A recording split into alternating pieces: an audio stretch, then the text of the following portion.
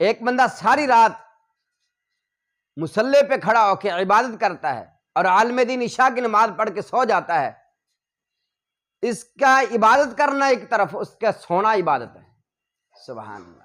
اس لیے اپنے مسجدوں کے اماموں کا خاص خیال رکھا کرو میرے بھائی، ان کی ضروریات کا خیال رکھا کرو۔ رات میرے پاس ایک ساتھی آئے تھے، انہوں نے کہا کہ قاری صاحب میرا بیٹا بیمار ہے، میرے بیٹے کے لیے مجھے کچھ تعاون کی ضرورت ہے۔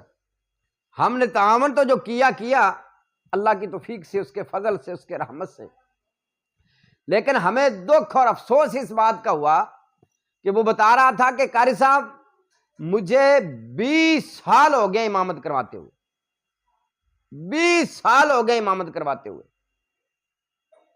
تو آج حالت یہ ہے کہ بیٹا بیمار ہے، اس کے لیے دوائی لینے کے لیے پیسے نہیں ہیں میرے پاس۔ اللہ اکبر۔ تو اس لیے ان کے ساتھ تعاون کیا کرو، خیال کیا کرو۔ یقیناً جب آپ اپنے مسجد کے امام کے ساتھ تعاون کرتے ہو، اس کی عزت کرتے ہو، اس کا احترام کرتے ہو، ان کی ضروریات کا خیال کرتے ہو، واللہ العظیم وہ بھی رات کو اللہ کے سامنے دعائیں کرتے ہیں، یا اللہ فلاں میرا مقتدی ہے، فلاں محبت کرنے والا ہے، یا اللہ ان کی خیر فرما، اللہ ان کو مزید عزتوں سے نواز۔ وہ آپ کے کاروبار کے لیے دعا کرتے ہیں۔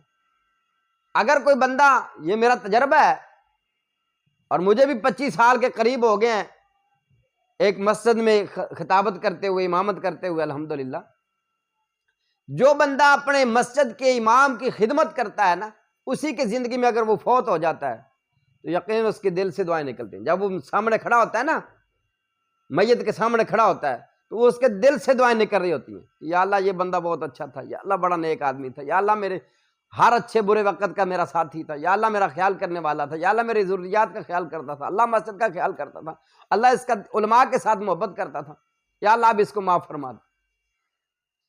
قیامت والے دن اللہ تبارک و تعالیٰ نے اگر جس امام کے پیچھے آپ نے نماز پڑھی ہوئی ہے نا، وہ اللہ نے اگر ایک نماز بھی قبول کر لی نا، تو انشاءاللہ موجیں موجیں ہیں، بہاریں لگ جائیں گی۔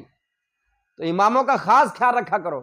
اگر کسی امام کے ساتھ آپ نے زیادتی کی، باہر سے لانے والے علماء کے آپ لاکھ لاکھ روپیہ دیتے ہو، اپنے مسجد کے امام کے ساتھ کیوں نہیں تعاون کرتے؟ ان کا بھی خاص خیال رکھا کریں نا، ان کا بھی ادب کیا کریں، احترام کیا کریں، ان کی بھی خدمت کیا کریں۔ اور اسی طریقے سے اگر قیامت والے دن اللہ تبارک و تعالیٰ نے پوچھ لیا کہ آپ کی مسجد کا جو امام تھا اس کا یہ حال تھا، تو ہمارے پاس کوئی جواب نہیں ہوگا پھر۔